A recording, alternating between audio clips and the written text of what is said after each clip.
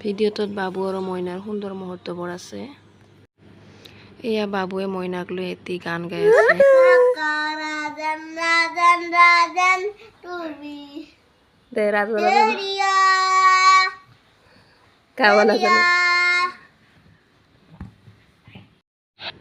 দুইজনে শুই আছে।